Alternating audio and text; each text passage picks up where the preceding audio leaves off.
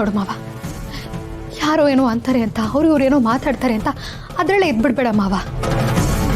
ಇವ್ರು ನಿಜವಾಗ್ಲೂ ಕೆಟ್ಟೋರೇ ಆಗಿದ್ರೆ ಆ ಮಕ್ಕಳವ ಯಾಕೆ ನಿನ್ ಕೈಯಾರೇನೆ ಇವ್ರನ್ನ ಮನೆ ಒಳಗೆ ಕರೆಸ್ತಿದ್ಲು ಹೇಳು?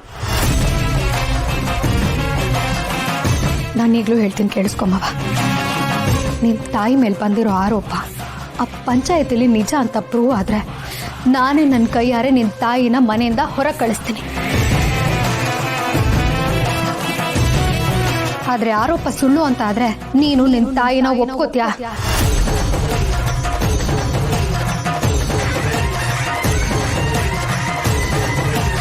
ಈ ಮನೇಲಿ ಇರೋದಕ್ಕೆ ಬಿಡ್ತೀಯಾ? ಹೇಳು ಮಾವ, ಹೇಳು.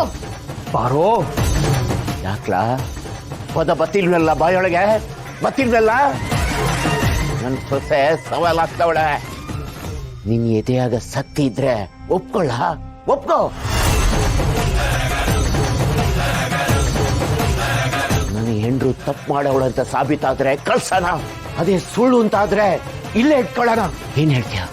ಹೇಳ, ಹೇಳು. ಹೇಳು ಮಾವ, ಹೇಳು. ಒಪ್ಕೋತ್ಯ, ಒಪ್ಕೋತ್ಯ. ಆಯ್ತು ಆಯ್ತು, ನಾನಿನ್ ಸವಾಲ್ಗೆ ಒಪ್ಕೋತೀನಿ.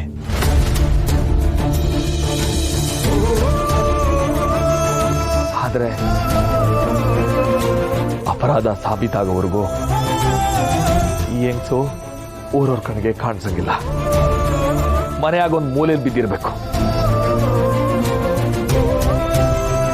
ಆಮ್ಯಾಕಿನ್ನೋ ನನ್ನ ತಂಟೆಗಾಗ್ಲಿ ನನ್ನ ತಂಗಿರ ತಂಟೆಗಾಗ್ಲಿ ಬರ್ಕೂಡ್ದು ಆಟೆಯ.